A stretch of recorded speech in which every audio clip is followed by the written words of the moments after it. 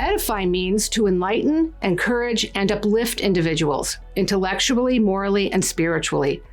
That's exactly what our EDIFY podcast guests do, as they share practical wisdom on living our faith in public. I'm Mary Fiorito. Thank you for joining us today. Welcome to the EDIFY Podcast. Our guest today is Dr. Kheriaty, a medical doctor and psychiatrist who is also an expert on medical ethics. Welcome, Aaron.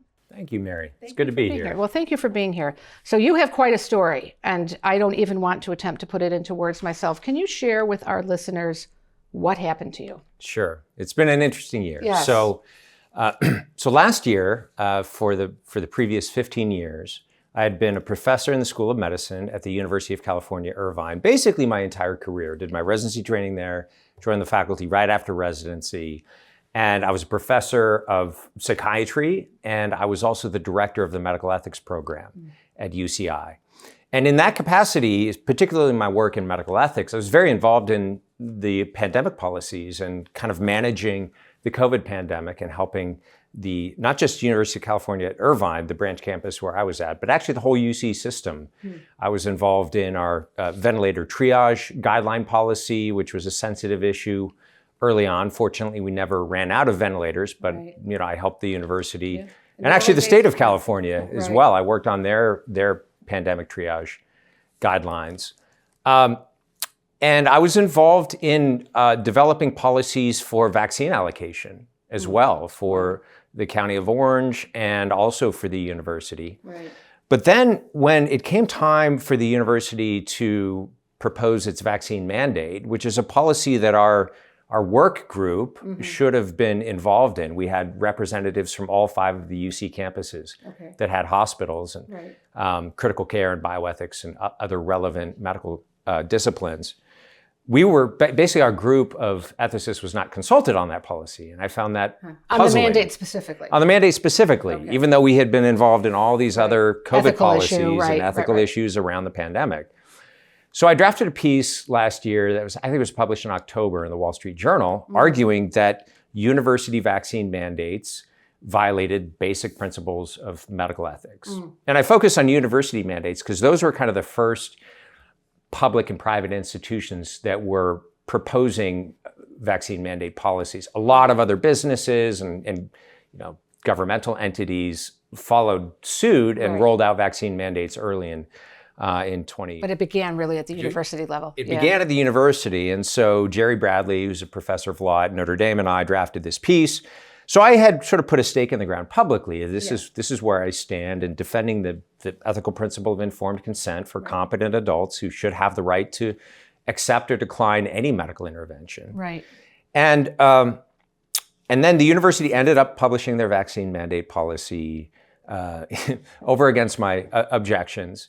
And what was the policy? So the policy was basically everyone on campus has to get vaccinated, everyone at the university. So every student, every worker, student, every faculty, every person in... Every maintenance person. From the top to the bottom of the organization. Anyone on campus. Any exemptions at all? So there were a few very narrowly tailored religious exemptions. Religious exemptions were granted a little more liberally early on, and then even those were tightened up. And so there were several problems with the policy that I saw. And one of the policy problems was a lot of people had conscience-based moral objections, but they were not religious in nature, and they didn't consider themselves to be religious people. So I had students reaching out to me saying, I have moral objections to these vaccines. I have I have mistrust in public health because I'm African American, and just the history of public health in the U.S. has been discriminatory. I had other people who had sincere religious exemptions that were declined. And then I was also very concerned about the fact that it was impossible in California to get a medical exemption, even when it was medically appropriate. And what's an example of what a medical exemption would have been in this particular case? Yeah, so I'll give you an example of a patient of mine who went to his rheumatologist. And he's a young person, has an autoimmune condition. The rheumatologist said, given your low risk of bad outcomes from COVID, and given what I've seen from the early data on the vaccine, I worry that the vaccine might exacerbate your autoimmune condition. So I recommend that you don't get it. Same patient turned to the same specialist physician who had been treating him said, can you write me an exemption? Because I need one for work. I work in the medical field. The same doctor said, I'm sorry, I can't do that because I'm afraid of losing my license. Wow. And the background to that was a letter that went out. So something he knew that was the best thing for his patient. That's right. About a vaccine that could harm his patient. He couldn't, well, he could have, but he was concerned that even if he did, there would be a retaliation against him. He felt that he couldn't practice according to his own best medical judgment, the very same medical judgment he had just given to a patient of his under his care. So I heard many stories like this. And I said, I think it's important for me to challenge this policy more broadly.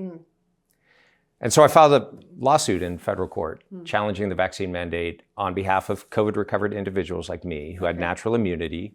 By that time, we had very clear evidence. So there were studies about natural immunity at this point. There were, absolutely. And there's even more now. And the gap between natural immunity and vaccines continues to widen because natural immunity maintains much more robustly over time than vaccine immunity. But even at the time, I could see that natural immunity was showing superiority.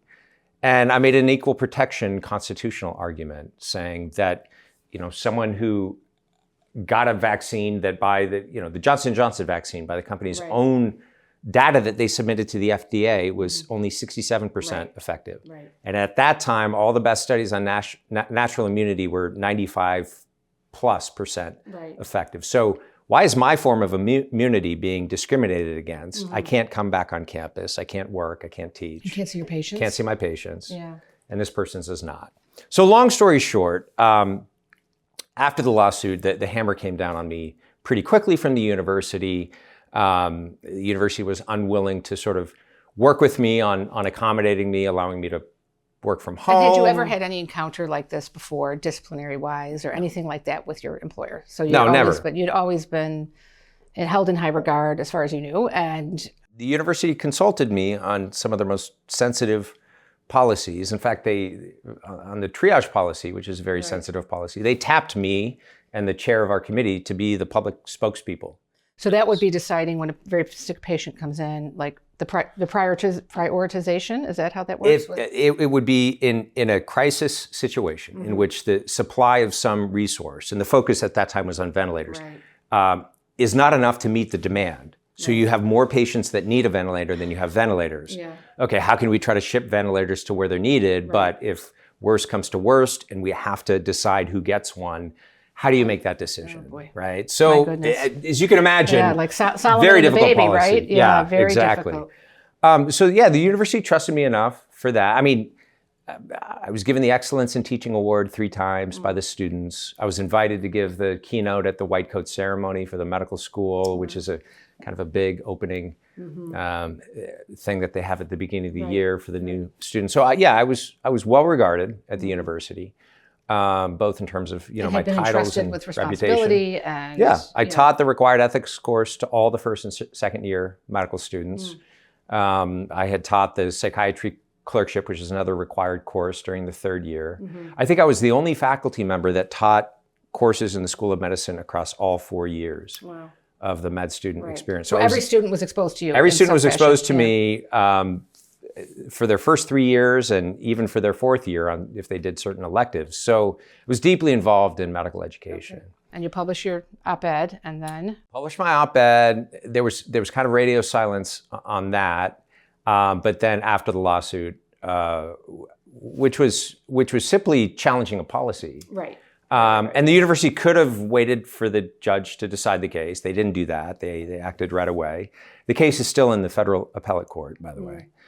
And they didn't work with me on, I would have been very flexible. I would have said, you could put me on a 2-year sabbatical until the pandemic is over and then have me back. I wasn't trying to be belligerent. I wasn't trying to be, inflexible when it came to some kind of work arrangement. So no one approached you and said, listen, can we sit down and talk about this? And, No, I got an email from the administration on a Thursday after 5 p.m. I had already left the office for the day, saying as of the following day, Friday morning, you're not allowed back on campus. Wow. So I couldn't even go back to my office to retrieve my belongings. Pictures of your kids or exactly, whatever. Exactly. So initially, they tried to stop me from seeing my patients. My patients pushed back, so they allowed me for 1 month to see my patients via Zoom. But then that ended as well. And within a couple of months, it went from what they called investigatory leave to unpaid suspension to firing me. Wow. So they went through that process as quickly as their university procedures would allow. And so I ended up walking away from a place that I thought I would retire at. Right. I was an academic physician. That was sort of my professional identity. Well, do you have tenure in that regard? So the School of Medicine faculty generally don't get tenure. Interesting. Okay. But I was a full professor in the School of Medicine. I'd moved up through the academic ranks. And there were tenured faculty members. There were 2 other tenured faculty members that were also ran into difficulties with this vaccine mandate. And one of them was dismissed, and I believe another one may have just sort of retired early. But there were a couple others that were forced out under this policy who, again, longstanding service to the university. But for some reason, when it came to challenging this particular policy, there was just very top-down, heavy-handed, sort of draconian measures that were taken. Well, why do you think that is? I mean, this of all issues, why was it that there was such an emphasis on mandating people to have the vaccines, especially when questions began to sort of bubble up to the surface, even from people who were pro-vaccine saying maybe we should wait? Why this? I mean, why the national public? Was it to save face? Was it so the government could save face over what they knew was starting to turn? I think there were a lot of converging factors to explain this. One factor, you have to go back to the lockdowns of 2020 to understand that there was a tight connection between the lockdown policies and the mandatory vaccination policies. Okay. Because the implicit promise of the lockdowns, which turned out to be very harmful and actually not really helpful at slowing the spread of the virus, but the implicit promise was, we're going to do this until we have a safe and effective vaccine, and that's going to be our ticket back to normal. So that was the narrative that was pushed by our public health authorities at the national level, at state and local levels. So when the vaccines received the emergency use authorization from the FDA, that became the hope of everyone who had been enduring lockdowns and social distancing for the better part of a year, that all of us need this. And the only way it's going to work is if everyone cooperates. So there was a strong psychological investment on the part of the population that had been told that this is how it's going to go and that this is the only way to get back to normal.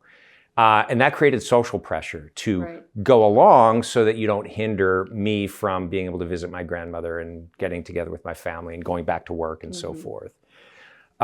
Why was that particular narrative pushed? Well, there was a lot of money at stake and there were conflicts of interest at work. So a lot of Americans aren't aware, Mary, that the NIH, specifically Anthony Fauci's division of the NIH, co-owns the patent on the Moderna vaccine.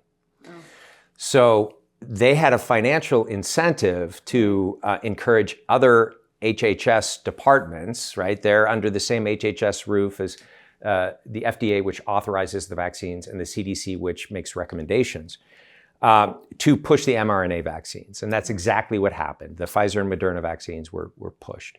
These turned out to be a $100 billion industry, right? So my challenge based on natural immunity, by the time I filed the lawsuit, the estimates were that probably 50% of Americans had recovered from COVID by that time. Now the number is north of 75, 80%.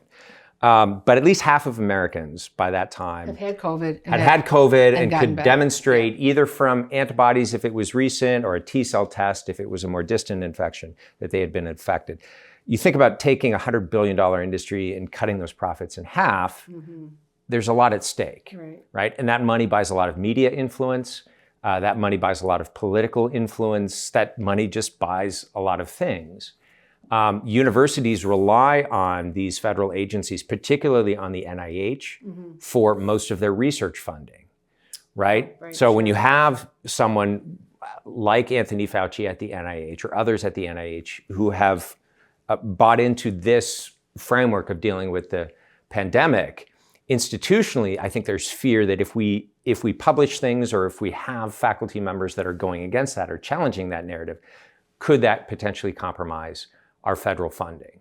So one way to try to untangle what happened is just following the money. Right. And when you follow the money, you also start tracing the way in which institutions within science work, the way in which they rely on a few gatekeepers for their funding, particularly at the federal level. And you see how, I think, unduly powerful these federal agencies have become. And many of these federal agencies themselves are compromised by influence from the pharmaceutical industry. Yeah. Well, so let me just, you've mentioned political reasons, and I'm wondering, given the contentious nature of President Trump's loss and President Biden's win and how COVID played into so much of that, do you think there was also, from the pro-Biden camp, a real effort to make it look as if the anti-vaccine and natural immunity people were all Trump supporters, whereas the sophisticated science believers were all... There was definitely that's a very broad brush, but I wonder, that seemed... There was definitely that piece of the narrative, because early on, after I filed the lawsuit, I had all kinds of people on social media, just sort of accusing me of being a Trumpist. Right.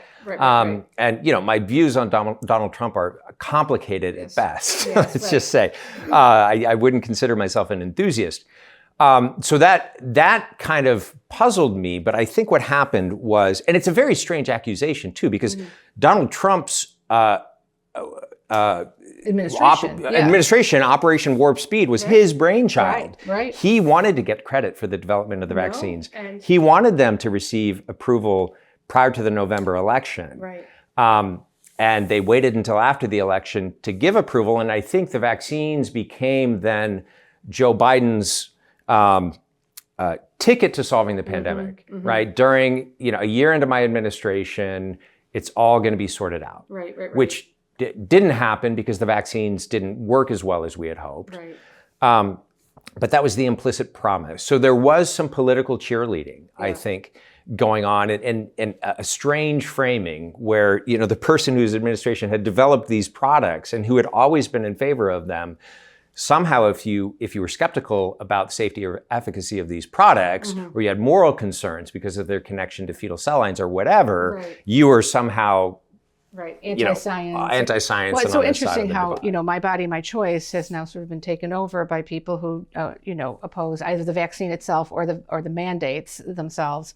And I know I saw an article online about how those in the reproductive justice space are very angry that my body and my choice has been commandeered now by these right-wingers. But it's an interesting thing, and it's sad. Everything becomes so politicized right now, I guess, more so than it ever has been. So you lost your job. You have a large family. I do. I have 5 boys, and I'm mostly the sole breadwinner. My wife works part-time, but she's really full-time with our large family.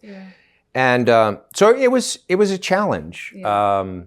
Walking away from the students and the residents that I loved and that I miss, and my colleagues that I had worked with for 15 plus years. Well, did colleagues come to you privately and express support? That's a great question. I don't want you to. No, I'm not going to name names, but I will tell you, Mary, that yes, several of them did. When you go through something like this, and there's potential reputational issues at stake in terms of who reaches out to support you, the people who reached out, many of them surprised me. And the people who didn't reach out, or who ghosted me, or who actually refused to help in some cases when I asked for assistance, from your Twitter feed. They disappointed. There were some people that I was surprised in the other direction. Just that I thought we had sort of more of a friendship, and it was more thin than it actually turned out to be. So it's just very interesting to go through something like this, because you learn a lot about people's character. You learn a lot about friendship. And relationships. And some of the people who reached out were from other UC branch campuses. And going back to the political issue, my strongest supporters at the University of California are people that are far left on whatever political spectrum, and have their own reasons for opposing these measures that contravene patients' autonomy, and that it's a big free speech issue too. It's a free speech issue. There's a sort of Michel Foucault kind of biosecurity argument against the administrative state becoming too intrusive and too powerful. Arguments that I'm actually very sympathetic to. But it's been interesting to see, my social media following blew up. There was a headline of, university ethics professor gets fired for challenging the ethics of the university's vaccine mandate. That got some attention. And my following on social media is very politically and ideologically diverse, because this seems to be an issue that cuts across some of the lines. And in a lot of the mainstream media, there's an attempt to frame it under kind of these stale political categories. But I think there's a lot of people now today too that are feeling sort of politically homeless. Yes, a lot of people that would formerly consider themselves sort of on the left or progressive, that are wondering what happened to their tribe. A lot of apolitical scientists and physicians that I've been working with that are looking at the data closely and very concerned about the policies that we adopted during the pandemic. They're digging more deeply into, okay, what's some of the social and political and cultural background that created this problem in the first place? And so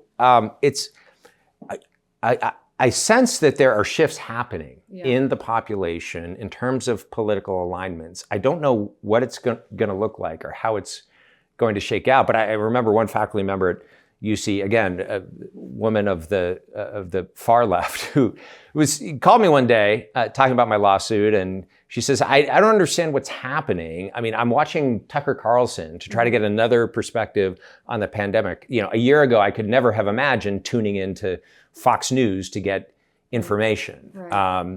And I think a lot of people are feeling like that now. They're feeling like, okay, a lot of what I'm consuming feels more and more like propaganda, and I'm looking for alternative sources of information. And for a lot of folks, I think a lot of people feel like it's hard to know where to get good information. The truth, just the unvarnished, truth that so people can decide for themselves what's the best thing for them and their. Well, because we're a Catholic podcast, and I'm actually very interested to know, if you're willing to share it, your discernment process and how your prayer life changed through all of this. I mean, I know your wife; she is a lovely, beautiful woman, and I can't imagine you did not consult her. But how did you approach this, the two of you as a couple, in terms of your prayer and asking God's will? How was that process for you?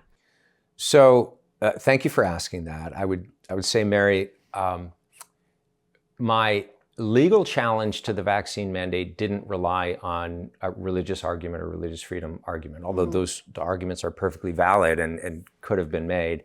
I decided to make a constitutional case that relied on certain medical facts. And I think those medical facts were well grounded. So it was an attempt at a medical or a public health argument. But certainly I've been inspired by my Catholic faith, obviously, first of all, by the example of our Lord, who gave his life for the truth and refused to compromise, but also the other saints and martyrs, people like Thomas More, who made professional sacrifices, and in his case, the ultimate sacrifice of his own life to do what was right in the public square. So I relied on prayer and the sacraments and God's grace and the formation that I've received as a Catholic to inform my conscience about what it means to exercise your conscience in the public square or in professional life. My wife and I were very much aligned on this issue. She was very concerned about the mass vaccination campaign early on. She had personal experience with some people who had been vaccine injured. So this was actually an issue that was close to her heart, and informed consent and the right of parents to make medical decisions for their children. All of that has been very important to her for years. So in the moments where I was kind of wavering, she never told me what to do. She was supportive of me filing a lawsuit. She was supportive of me continuing to pursue the lawsuit when the disciplinary action began. But there were certain points where I was wondering, do I have a duty in terms of supporting my family to back off here, or to give in, or to compromised in am I some being way. prudent by giving up my Yeah, job? am I being exactly? And right. And I don't. This is the reason I don't blame anyone who made a different decision on the basis of Right. needing to support that. It's a very difficult prudential decision. I think it depends on your circumstances. It depends on all of your responsibilities. But she kind of gently and quietly nudged me to finish what I had started, and that was absolutely the right decision. I don't regret for a day what I've done. I would do it all over again, and it's really thanks to the support of Jennifer and my other family and friends, many of whom supported me, even if they didn't share my convictions on the ethical issue of mandates, and certainly just continuing to rely on God's providence. And God has opened up new doors and taken care of us, certainly this year. In December, I was just scrambling to figure out where am I going to get health insurance and how am I going to continue to see the patients that I was seeing before and kind of get set up and find my footing. And now I'm thinking about, okay, a long-term plan for the next couple of years. But so far, in the first half year of this adventure, God has been generous, and I can see his providence and I can see his hand in guiding me, where I need to go and providing the support that we need. Yeah. Well, you talk about living one day at a time, right? Yes. I mean, that's, that's really putting it into practice. Because, I just think anybody who has school-age children could certainly understand someone making a different decision, saying, I've made my argument, but I got to keep my job because I've got to feed my children. And well, thank you for being so open and sharing that, because it's a real profile in courage, and you probably wouldn't call it that, but it really is. And it's very, thank you for setting such good example for people who are in professional quandaries, which I think are just growing for so many people in the workplace. Especially this vaccine and the whole COVID thing. Then, well, let's move on to the next big controversy, which was masks. And so then that became the mask police, and oh my goodness. And I know people who stopped speaking to other people because of the masks. I mean, it just got to a point where it was absolute insanity. But what, I know you have boys, and my understanding from what I've read is that boys in particular reacted badly to having to have those masks on at all. I think everybody did generally, but boys who have a different kind of communication process, especially when they're younger, fared particularly poorly. Can you just speak a little bit about the mask mandates? Sure. And just as a medical professional, I'm interested to hear your perspective. Do you think the mandates helped? Did they cause more harm than good? So during the pandemic, I didn't focus a lot on the mask wars. Because from my perspective, I thought the bodily intrusion of a forced vaccination was more ethically problematic than the more minor bodily intrusion of being forced to wear a mask in certain settings. But in recent months, looking at the data on masks and looking more carefully at the mask issue, I've come to see that masks were an important issue during the pandemic.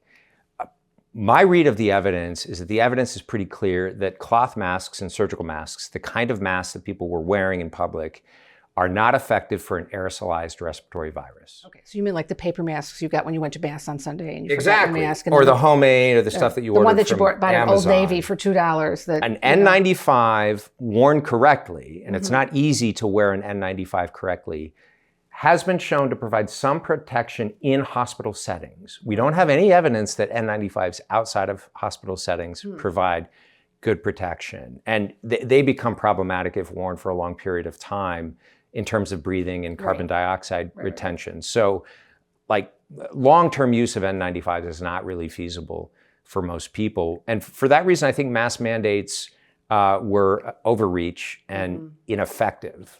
I mean, in spite of everything that we did, the lockdowns, the vaccine mandates, the mask mandates, the social distancing, most Americans still got infected with COVID, right? Yeah. So all of these things were supposed to prevent that. Or mitigate the effects of that when it happened. There's at least one study that suggests that mask wearing, if you're infected with COVID, worsens your outcomes with COVID because you're rebreathing the virus and it gets down deeper into your lungs and settles in. Wow. There was another recent study on the bacteria and other things that can grow on the masks, especially with kids. They're running around the playground, falls on the ground, they pick it up, they put it back on, you wear the mask day after day. This is very unsanitary, right? But to me, the real tragedy of masks were the effects on society and on human interactions.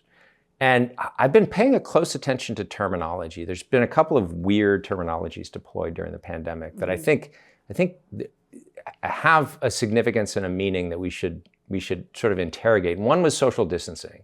Social distancing is a weird term. A medical term for standing 6 feet apart would be physical distancing. Okay.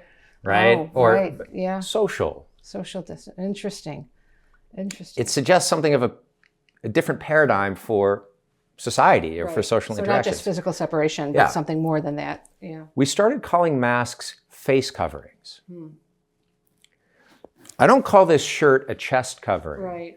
Or my boxers a genital covering. Well, it's a weird term. Yeah. Right? Well, do you think that's just more because it wasn't, many masks just weren't, they weren't medical masks, right? You bought them at Target or at Old Navy or wherever. Maybe. Yeah. Maybe, but. Do you think there's something more to it? Well, I don't know. I looked up the word faceless in a couple of dictionaries, and you get definitions that have to do with being part of an anonymous mask. Being alienated, being isolated. So yeah, maybe I'm making too much of this, but when there are terminological shifts like this that get adopted, oftentimes there's subtle meanings that are conveyed by language, whether we realize that it's being conveyed or not. But the face is the locus of interpersonal connection and communication, right? And to be deprived of that in public spaces for long periods of time does create socially atomized individuals, where most of our interactions happen behind screens. Most of the information that we're consuming happened in kind of informational silos.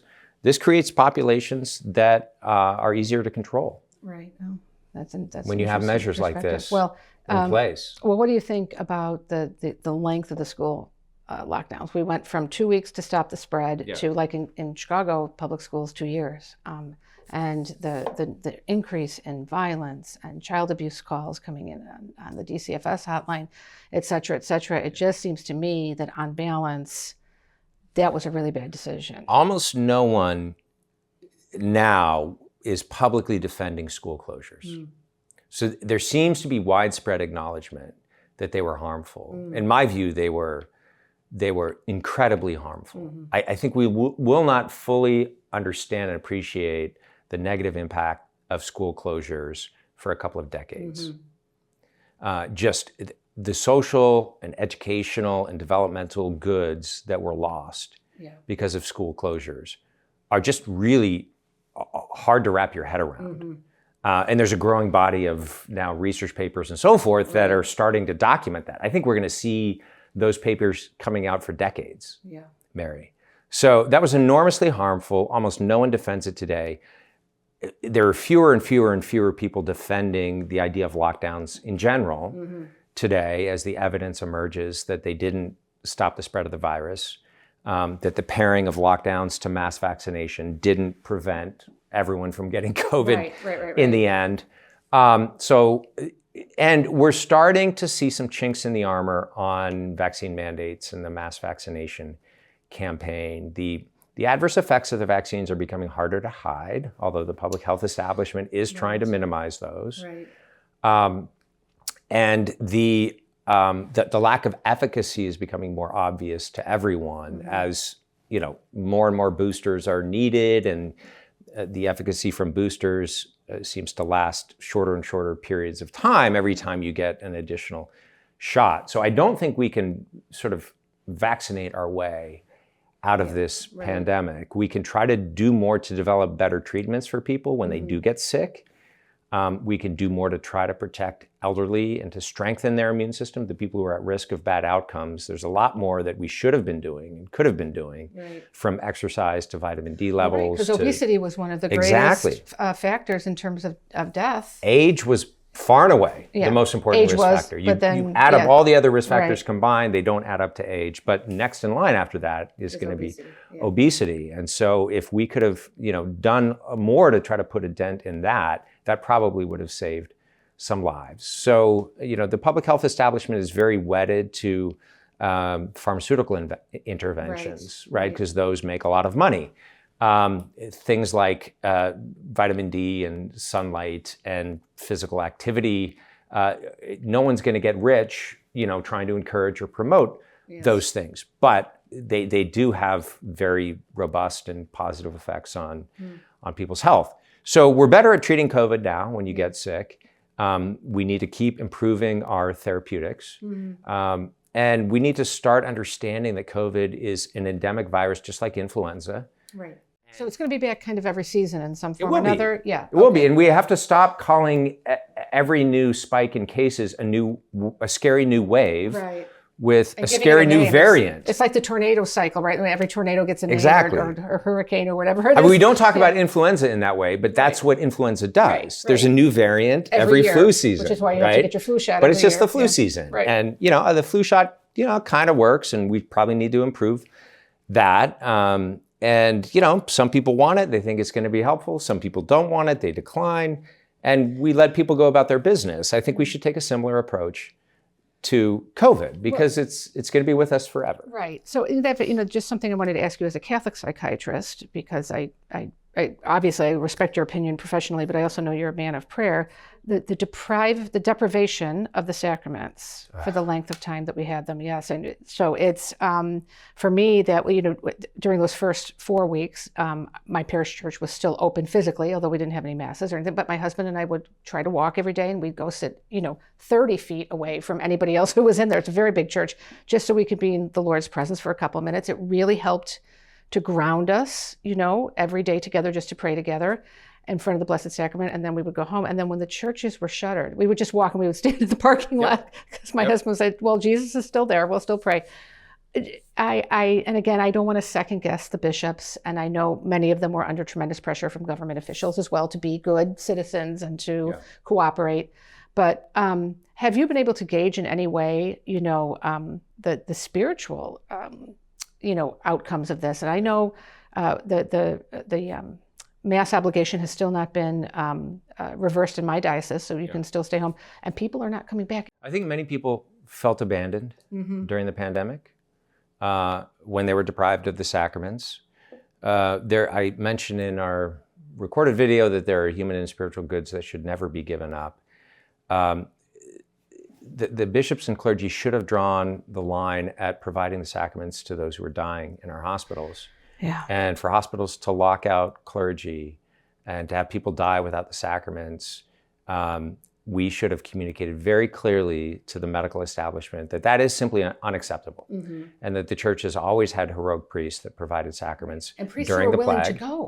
We had priests that were willing to go. Yeah. And we had some that probably were not willing to go, but we had enough that were willing to go that we could have done that work. So that was just a tragedy, and I think that was a dereliction of duty on the level that should require a public apology from the bishops to the faithful, and a promise that the church will never deprive those who are sick and dying of the sacraments. No, I think too what it did is to undermine the belief of the true presence of the Lord in the Eucharist, because if that's right. Why else would we feel so strongly about this, right? No one is going to do this for a symbol. No one's willing to die for a symbol. And so I think now when we see these new Pew Research studies or whatever that show that, now a growing number of Catholics don't believe in the real presence anymore. I think that had a lot to do with our actions speak louder than, whatever words are uttered during the homilies. So I think that's absolutely right. If we abandon the devotion to the Blessed Sacrament, which is primarily going to happen in the Mass, obviously in person, where you can receive Holy Communion, but also all those Blessed Sacrament chapels that were locked up so that you couldn't go and make a visit. There was no more Eucharistic adoration. But the marijuana shops were open in my neighborhood. Exactly. You could buy legal, and the liquor stores, and but I couldn't. That society would have priorities that were out of whack. Okay, but that the church institutionally didn't push back and say, no, these spiritual goods are ones that we're not going to abandon. We'll take reasonable precautions. Right, of course. And we'll give the faithful, freedom to kind of gauge their own risk and so forth. But yeah, obviously going to mass over something that's live streamed on YouTube is not something that is going to keep people coming back to the church day after day or week after week. If you knew where to find it, many of the faithful could still have access to the sacraments, but many couldn't, or if you didn't have the inside scoop, then you were kind of out of luck. And so I think more than anything, Mary, there was damage done, but it was also just a huge missed opportunity, right? Because during a crisis and during the lockdowns, and especially in the initial months of the pandemic, people were asking deep questions about what's really important and what does my life mean? And when you're facing the possibility of death or contagion, it tends to confront you with the religious dimension, with the questions to which revealed religion proposes answers. So you had all these people that were open to, I think, prayer, asking questions. I'm at home, I can't socialize with people, but this church is open, and I can maybe I'll go check it out. Maybe these people have something interesting to offer. And so I think the church could have done tremendous work in evangelizing fallen away Catholics, in evangelizing even some of the nuns and some of the unchurched folks, because it was a moment in which people were drilling down and asking sort of deep existential questions about meaning and purpose and priorities and values. And that creates a disposition where I think folks are more open to the church's proposal. And so it was a terrible missed opportunity more than anything. Yeah, I agree with you. Yeah. And again, we weren't where the bishops were, and there were probably a multitude of factors of which we're not aware, but still, I agree with you. I think the church could have really made more of a difference, and perhaps even stopped some of the suicides that we saw happening and the other horrible things. Well, you have been so generous with your time. I just want to end with an old McLaughlin Group feature, a rapid fire Q&A. So you ready? I'm just going to give you some words or phrases, and then you try to give me a sentence or two back. Okay, shutting down schools for extended periods of time. Harms children, perhaps irreparably. Mask mandates. Were unnecessary and alienated us from one another. Booster shots. Work only temporarily, and the duration of efficacy is less than the original shots. Online learning. It's okay occasionally. It's not possible to fully educate someone with online learning only. Okay, Governor Cuomo putting the ill back into nursing homes. Mass murder. The American Rescue Plan. Inflation is theft. Very good. Okay, well, we're going to end it there. Dr. Aaron Kheriaty, thank you for helping edify our listeners, not only with your knowledge, but also with your personal story. It's been a joy talking with you. Thanks, Mary. Likewise. Thank you for listening. To make it easier for you to listen to future EDIFY Podcast episodes, please make sure you subscribe over at Apple Podcasts, Spotify, or wherever you listen to your favorite podcasts. Thank you.